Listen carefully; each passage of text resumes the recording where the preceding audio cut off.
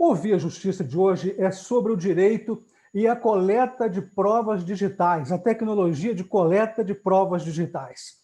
Nossas convidadas, a juíza Andréa Miranda Costa, da 2ª Vara de Tóxicos, Organização Criminosa e Lavagem de Bens e Valores de Belo Horizonte.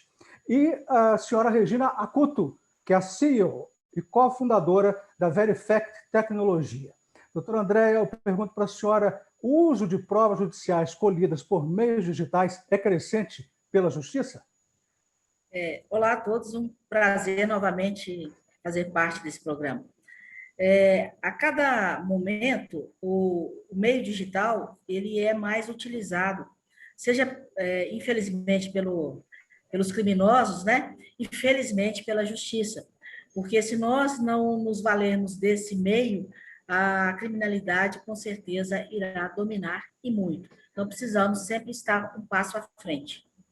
Doutora Regina, como que é a tecnologia que coleta provas digitais? Bom, como a gente se comunica basicamente com tudo pelas redes sociais, né, aplicativos de mensagem, o Brasil é o país que mais utiliza o WhatsApp no mundo, né, assim, segundo dados recentes. Para que esse conteúdo da internet, que é um meio de comunicação tão utilizado agora como prova, né, está sendo utilizado cada vez mais, seja confiável, é importante que sigam algumas etapas para que esse meio de coleta ele seja seguro e confiável para chegar à justiça de forma realmente a ter ser uma prova assertiva, ser uma prova válida. A primeira coisa que a gente tem que pensar é que, diferente de outros meios, a internet é meio muito volátil, altamente falsificável. Então, se hoje, sei lá, até uns 5 anos atrás era difícil, aliás, né, de falsificar, porque tinha que ter um certo conhecimento com softwares de modificação de imagem, como Photoshop, por exemplo, hoje não tem mais essa dificuldade. Se a gente digitar no Google como modificar um WhatsApp, conversa de WhatsApp, Facebook ou qualquer outro tipo de modificação, você vai ter umas 4 ou 5 páginas de sites e aplicativos que simulam visualmente o mesmo conteúdo que você vê num conteúdo real, tanto das redes sociais, dos aplicativos. E aí o olho humano não é suficiente para discernir qual que é o verdadeiro, ou se há um verdadeiro entre eles, né? E uma simulação, uma falsificação. Além disso, também a gente sabe que esses ambientes, eles são muito fáceis de modificar, né? Então, a gente precisa ter um método científico confiável para que essa coleta seja realmente considerada como prova. Bom, se a gente pensa, né, para a legislação, para as normas e leis que existem hoje, e desde 2019 a gente tem aqui a cadeia de custódia, né, do Código de Processo Penal, que menciona etapas que são necessárias para coletar a cadeia de custódia, a gente pode pensar em procedimentos, né, 3 grandes procedimentos envolvidos na coleta e preservação de provas confiáveis. Então, a primeira coisa, o primeiro passo, começa do isolamento, que procura manter o fato íntegro, né, durante a coleta. Por exemplo, um perito técnico, quando ele vai fazer a coleta de um conteúdo digital, geralmente ele acessa uma máquina zerada, uma máquina que não foi, uma máquina que não tem conteúdos. Por quê? As contaminações, elas podem acontecer intencionais pelo usuário ou não, se a máquina estiver contaminada.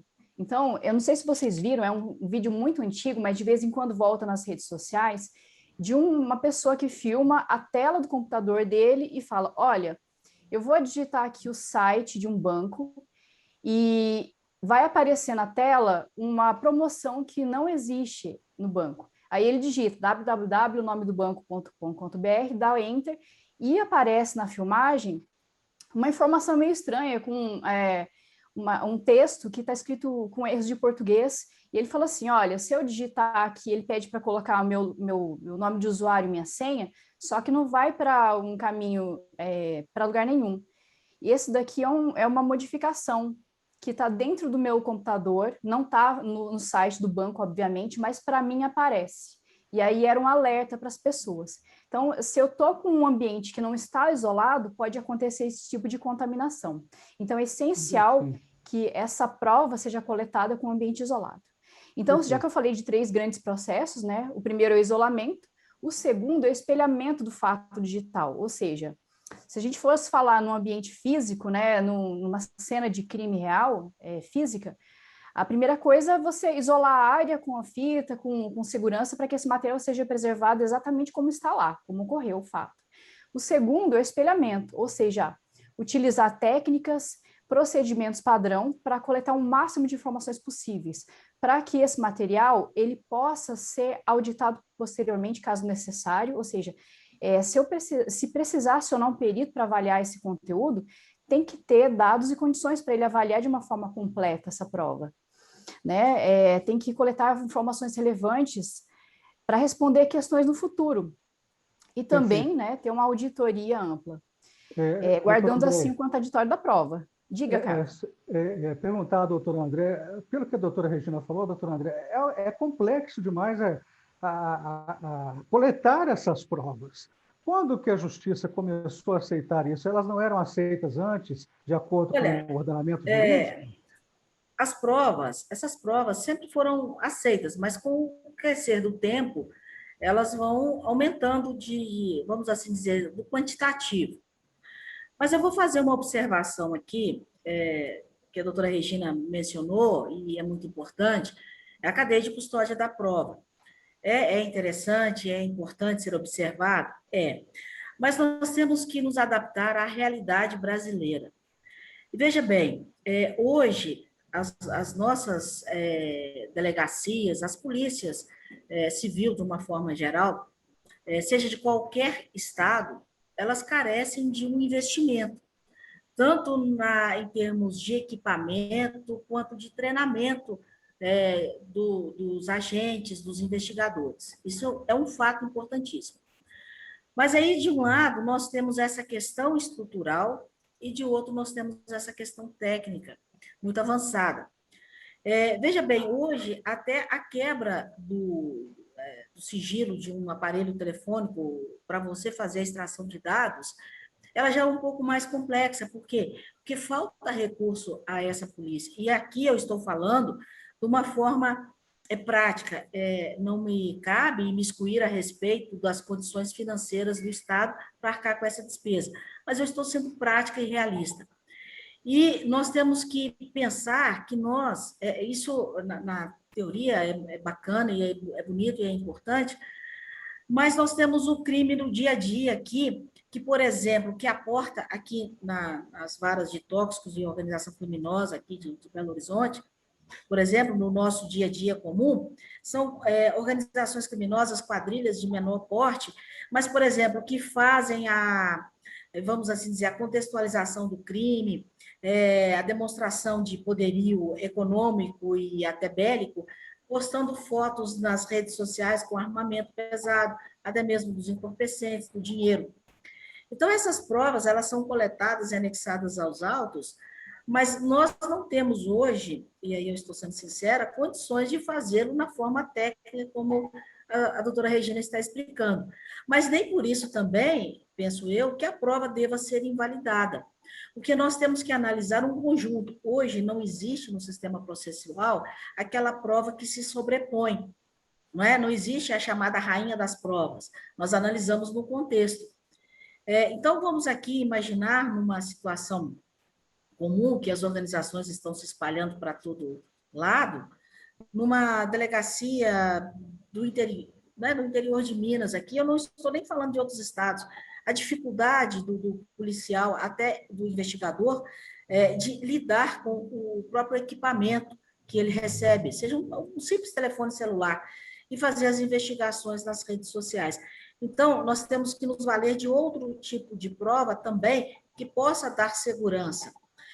Então, por exemplo, nessas questões, os prints das telas são retiradas das redes sociais, são anexados aos processos, mas ali nós temos que confrontar aquela situação, ela é verdadeira, não é?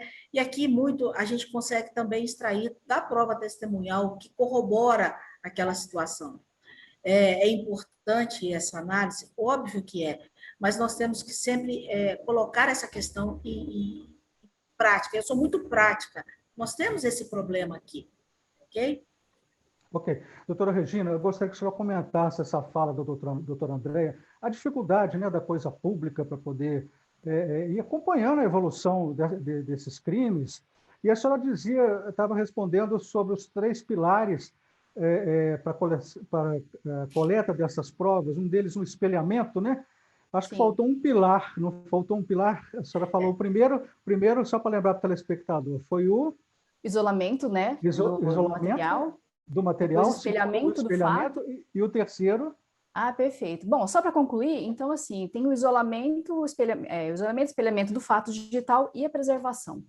A preservação, ela pode ser feita, ela é necessária, né, assim, a gente está fazendo um comparativo com o meio físico, seria colocar todos esses materiais coletados, já que já existe uma coleta adequada, dentro do saquinho de evidências e colocar o lacre. Ou seja, no meio digital também não é diferente. Eu preciso preservar com que essa prova coletada seja exatamente a mesma que vai ser acessada em todas as etapas do processo. Então, quando chega a juiz, né, quando esse material vai ser avaliado, ele não pode ser modificado posteriormente. Então, existem algumas formas de preservar este material. Pode ser usado a fé pública, né, para que esse material se mantenha preservado de forma imutável. Eu posso usar uma chave pública brasileira, tal qual o carimbo de tempo ECP Brasil, que também cumpre essa mesma função de garantir que a prova esteja íntegra e se mantenha imutável. E também existem algumas tecnologias, por exemplo, como a blockchain, mas ela só faz essa terceira preservação. Só que se não fizer essas 2 etapas anteriores, é possível que o material contaminado seja preservado. Então, aí não adianta, né, muita coisa. Uma coisa que a doutora Andréia falou que é importantíssimo, realmente, os recursos, né, dos órgãos públicos é extremamente precário.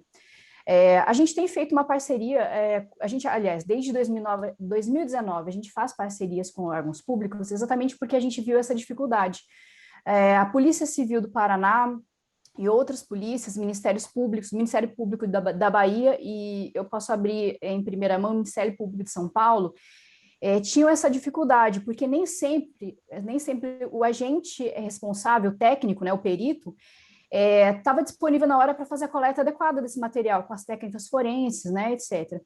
E aí agora a gente disponibilizou a nossa solução, uma ferramenta tecnológica que cumpre sistematicamente essas etapas de uma forma muito ágil, para ter mais agilidade e garantir que essa prova não seja invalidada lá no futuro. Então, se houver qualquer questionamento, que o agente ele tenha provas consistentes, né, para que esse material vá adiante e que não seja impugnado pela outra parte. Então, acho que essa questão é uma arma, a tecnologia vem de encontro, né, à necessidade do poder público de ter essa robustez na prova para que esse processo ele não seja perdido. Como a senhora falou, olha, a gente tem que usar o que tem, né? Tudo em relação ao contexto. Agora, se a outra parte tem um advogado muito bom que consegue derrubar uma prova que era essencial, o poder público fica de mãos atadas, né? Aliás, não só o poder público, advogados, a vítima sofre 2 vezes, né? A gente sabe que é muito comum as vítimas de outros crimes, por exemplo, violência contra a mulher, nem sempre é a pessoa que tem condições ideais para fazer a coleta desse material, e aí a outra parte consegue derrubar essa prova porque, é uma print. Como é que eu vou comprovar a origem? Não tem como. Nós vamos fazer agora um rápido intervalo, Via Justiça volta em instantes.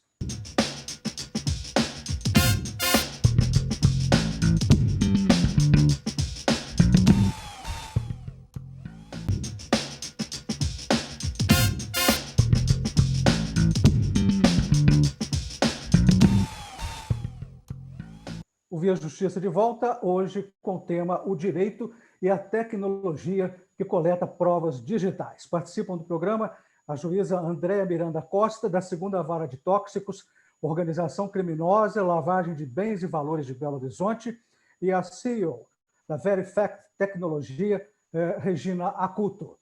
Doutora Andréia, eu gostaria de exemplos de alguns casos que a senhora puder contar aí, que a senhora usou a prova digital, e pergunto para a senhora o seguinte: no seu pesamento, prova testemunhal, prova digital, a prova digital diminuiu a força da prova testemunhal? Olha, eu não vou dizer que diminuiu, porque tudo, como eu disse, você tem que analisar pelo contexto do que acontece. Mas ela tem uma força, obviamente, impressionante. Nós vamos voltar na época, aí eu diria em 2018, na época das eleições presidenciais, por exemplo, que nós tínhamos muita questão da propaganda, né? E até da fake news, que é um problema muito grave. E isso determina, às vezes, um pleito eleitoral. E as dificuldades, porque nós tínhamos que fazer a captação daquela prova naquele momento. E no direito eleitoral, o exemplo que eu cito aqui, muito rápido, questão assim, você tem que decidir em horas, assim, como é que eu vou dizer, no processo penal comum, as coisas demoram um pouco mais, né? Você tem mais prazo. Na justiça eleitoral, você tem que decidir sobre a retirada ou não daquela postagem. Então, isso tudo dificulta. Nós tivemos, na época eu estava à frente inclusive da direção do foro da capital aqui em Belo Horizonte, e nós tínhamos também vários contatos com os colegas juízes eleitorais do interior, e os servidores. Então, nós tínhamos alguns treinamentos também com as empresas. Isso nos ajudou bastante, mas a dificuldade era muito grande nesse aspecto. E hoje, aqui na vara de organização criminosa, por assim dizer, nós temos muito utilizado a questão do WhatsApp, não é? Mas a questão do WhatsApp é preciso você extrair os dados, você precisa de buscar na nuvem as informações, e aí você faz uma série de análise da área aproximada onde o interlocutor estava. A questão da voz, né? Para fazer aquele comparativo, exame, para saber se a voz era realmente do indivíduo. E às vezes os policiais, por exemplo, fazem a captação de conversa dele com familiares que comprovam, ou em algum momento, porque eles usam muito vulgos, né? Então, às vezes ele fala, não, aqui é fulano que está falando, e fala com o familiar. Então, hoje os investigadores estão trazendo aos autos esse tipo de prova, a localização onde ele estava, faz uma análise, por exemplo, apresentando através do Google Maps aqui, a localização aproximada, com fotografias, depois vem o depoimento pessoal. Então, eu estou falando do arcabouço processual, que tudo isso é trazido, justamente pela nossa dificuldade, como disse a doutora Regina, de fazer esse tipo de coleta. Uma outra questão também, por exemplo, é muito falado aqui, quando o indivíduo a questão das drogas, dos entorpecentes. Mas eu quero fazer, por exemplo, uma prova datiloscópica, o exame de impressão digital, se o fulano tocou naquela droga. Mas isso é uma prova que é praticamente impossível, porque essa droga ela circula na mão de muitas pessoas. Então, essa não é uma prova contundente e primordial. Ela é uma das provas, mas a gente não consegue fazer justamente por conta desse fato. Então, uma rápida demonstração aí, eu já apontei algumas provas que a gente analisa junto com as outras, uma vez que nós não temos essa disposição tecnológica aqui, certo? Doutora Regina, eu gostaria também que a senhora pudesse citar algum caso emblemático, né, que a senhora destacaria pela Verifact, que resultaram em manifestações judiciais. Excelente. Só complementando o que a doutora Andréia mencionou, é engraçado, né? Os bandidos, eles são pessoas sociáveis também, eles esquecem disso, às vezes, que estão exibindo ilícitos. Então, eu acho que não é muito difícil localizar stories de Instagram, posts de Facebook, ou então de outras redes sociais, que são o TikTok, mostrando locais, evidências e várias informações, né? Tá tudo ali, assim, na conta da pessoa, e não é muito difícil comprovar que ela realmente estava ali. A gente viu que, como as redes sociais elas são muito utilizadas, então tem casos muito engraçados e diferentes. A nossa solução, ela coleta qualquer conteúdo que esteja disponível na internet, então é áudio, vídeo, imagem, texto, né, de conteúdos acessados pela web. Então, tem alguns casos, por exemplo, falando em questão de urgência, né, desde casos de processos na época eleitoral, de um eleitor que difamou um candidato no Facebook, e aí o advogado rapidamente coletou esse material via Verifact, né, é gerado um relatório técnico, com as telas, etc., em várias informações, e aí mandou esse material. Eles conseguiram fazer a retirada rápida desse conteúdo, porque é questão de minutos, assim, que esse material é coletado. E a gente soube que na parte do setor eleitoral, a avaliação, o critério de aceitação de provas é mais rigoroso. Então, prints, por exemplo, nem sempre são aceitáveis, né? Esse foi um caso. O primeiro caso que a gente teve foi de um caso de uma pessoa que copiou um material, um produto que era patenteado e achou que estava livre para comercializar esse produto copiado no Mercado Livre e em outras lojas de e-commerce. Aí, como a advogada do processo viu que esse conteúdo estava ali e eles estavam vendendo, né, como se fosse deles, eles conseguiram tirar rapidamente tanto o anúncio, né, entrar em contato com o vendedor, primeiramente tirar o anúncio e depois tomar as providências necessárias. Mas a gente tem casos de processo trabalhista onde foi usado áudio de WhatsApp, post de Instagram, onde houve uma difamação, a dona da conta tinha mais de 1 milhão de seguidores. Olha o dano que isso causa para a parte contrária, né? Então, a própria pessoa lesada conseguiu coletar esses conteúdos e enviou para o advogado para que pudesse comprovar realmente aquele post foi publicado e tinha, assim, um potencial de causar um dano enorme. Então, como a gente falou assim, né, antes, a gente usa as redes sociais para tudo, então é desde teoria da aparência para aquele devedor que não quer pagar, mas ostenta nas redes sociais, o bandido que também fica publicando fotos, né, stories, até casos de negociação, compliance, então é muito variado. O Carlos, só complementando aqui, que eu me recordei de um fato interessante, era uma comercialização de comprimidos de êxtase, e eram 3 ou 4 réus. Um deles disse aqui que o Correio havia pedido o telefone dele emprestado, que eles estavam no shopping, era só para fazer uma chamada, e ele tirou uma foto de uma só dos comprimidos para mandar para o eventual comprador, né? E essa é a alegação dele aqui. Só que o advogado pediu para abrir o celular aqui, e ele mesmo, né, o celular veio do depósito forense, conectou aqui, ele abriu o celular e me mostrou. Só que eu falei, então, bom, você está autorizando, posso olhar? Ele falou, posso, pode. Quando eu olhei, havia várias fotos e várias ocasiões, festas, rave, que esse indivíduo estava mostrando comprimidos de êxtase. E isso era uma demonstração de que não era um fato isolado, várias fotos. Então, quer dizer, o próprio réu forneceu aqui a prova contra ele. Nós temos que nos ater a detalhes. Uma outra situação, eles foram ao Rio de Janeiro comprar drogas e foram tirando fotos pelo caminho. E essas fotos, depois, eles deixaram no carro os comprovantes de pedágio. Então, nós fomos comprovando, a polícia foi comprovando, e eu, na sentença, fui fazendo essa observação dos caminhos que eles utilizaram. E 2 ou 3 postaram nas redes sociais, então foi colocada a foto de um e de outro. Então, de maneira que não havia como negar esses fatos. Então, nós temos que usar a criatividade também.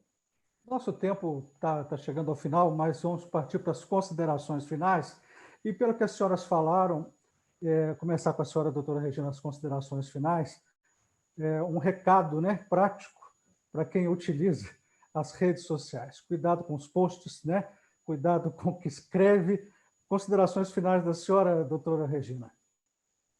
Bom, acho que não existe nenhuma ação que você não deixe rastro digital, né? As pessoas ficam achando que a internet é terra sem lei, pode fazer o que quiser. Isso, obviamente, não é verdade.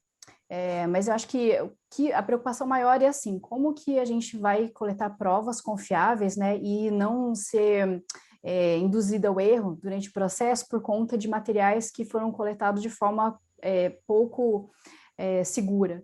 Então, acho que esse é um desafio, acho que por meio jurídico, né, que a gente vai ter que enfrentar cada vez mais. ainda mais agora durante a pandemia, porque aumentou absurdamente, né, o número de ilícitos, de golpes. Então, acho que o caso é de se verificar, né, se cercar de soluções tecnológicas que sejam confiáveis. E também eu acho que, assim, acho que é uma dica para todos, né, assim, a internet, ela é uma ferramenta tal qual como outra qualquer, e ela tem que ser usada para coisas boas, né, assim, além de poder incriminar uma pessoa, também tem sido razão para que você seja resguardado em relação às coisas que você tem, que você faz. Então, a conversa de WhatsApp, Facebook, Stories também têm sido usados para defesa das pessoas. E é interessante porque é possível coletar esses conteúdos antes do fato chegar a algo sério, né? Então, assim, acendeu o sinal amarelo, qualquer pessoa realmente, não precisa necessariamente ser a justiça, nem o órgão público, que possa se prevenir e guardar esse material. Se precisar, tá ali. Porque o maior risco é esse material desaparecer da internet. Aí é muito mais difícil comprovar que o fato realmente existiu.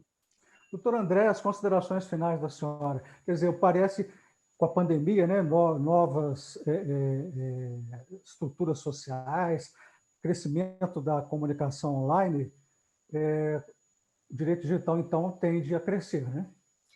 O que eu posso dizer é o seguinte, essas pessoas que usam indevidamente as redes sociais, como disse a doutora Regina, elas deixam um rastro. Então, nós, juízes, somos muito criteriosos ao analisar as provas. Nós vamos buscar os detalhes no arcabouço processual que é apresentado para a justiça. Mas que fique um sentimento que nós temos que combater o crime. Então, nós temos que pensar também que o bandido, o criminoso, ele não pode ficar impune. Nós temos que, porque não foi coletado corretamente esse print, então nós vamos absolver. Não é bem assim. Óbvio que nós temos que analisar as provas, nós não podemos condenar ninguém, nenhum inocente, mas nós temos que usar todos os meios que são postos à nossa disposição, todos os meios de prova, para que o criminoso não saia livre, leve e solto, e nem aquele inocente seja prejudicado indevidamente, condenado indevidamente. A justiça há de prevalecer sempre. Muito obrigado às senhoras pelas participações. O Via Justiça de hoje termina aqui.